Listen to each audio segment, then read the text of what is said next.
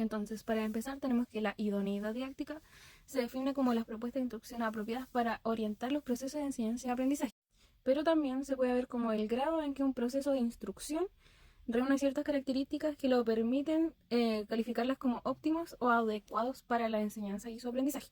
Entonces aquí es donde necesitamos que el docente tenga un conocimiento del contenido, o sea, un dominio de la materia que va a enseñar, y además tienen que tener el conocimiento del contexto de sus estudiantes. Esto quiere decir que van a observar sus intereses, sus características y sus necesidades, identificando así sus estilos de aprendizaje. Ahora, con el conocimiento de todo esto, el docente debería ser capaz de encontrar estrategias de enseñanzas adecuadas para el aprendizaje de sus estudiantes. Ya, esto no quiere decir que su metodología ahora va a ser perfecta, sino de que les va a entregar la oportunidad de ir evaluando continuamente su metodología. Esto le va a permitir observar a sus estudiantes, ajustar los métodos en caso de que sea necesario, siempre en búsqueda de mejorar los resultados de aprendizaje de sus estudiantes, logrando así una enseñanza efectiva. Ahora, dentro de la idoneidad didáctica existen 6 componentes que se deben articular coherente y sistémicamente. Entonces aquí para empezar tenemos la idoneidad epistémica, la cual nos muestra el grado en que los significados institucionales implementados representan bien a un significado de referencia. Uno de sus componentes es el de situaciones de problemas. Entonces uno aquí le va a presentar situaciones de contexto o situaciones generando problemas.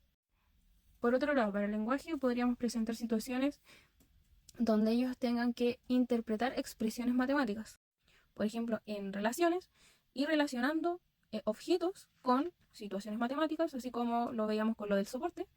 Aquí en reglas es cuando a uno le entrega definiciones o instrucciones claras y precisas para los estudiantes según su nivel educativo. Y en argumentos, ahí es cuando se les pide a ellos que argumenten el resultado de algún ejercicio o por qué decidieron hacerlo de tal manera. Luego tenemos la idoneidad cognitiva, que es el grado en que los contenidos implementados son adecuados para los alumnos.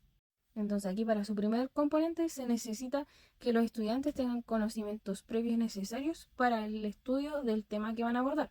Ahora tenemos la de adaptación curricular, donde podemos ver la ampliación del contenido mediante actividades o también el refuerzo del contenido mediante las actividades. Ahora, respecto al aprendizaje, nos habla sobre los distintos modos de evaluación, sus distintos niveles de comprensión y de competencia, y de cómo los resultados de estas evaluaciones se pueden usar para tomar decisiones. Ahora, en la idoneidad interaccional se refiere al grado en que se logra identificar conflictos semióticos y además puede resolverlos. Aquí el primer componente de la interacción docente y discente es fundamental.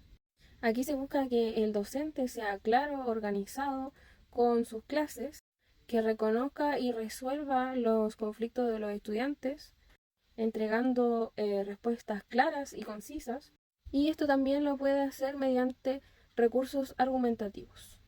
Ahora, todo esto hace que entre los alumnos haya mejor comunicación, favorece la inclusión y se evita la exclusión.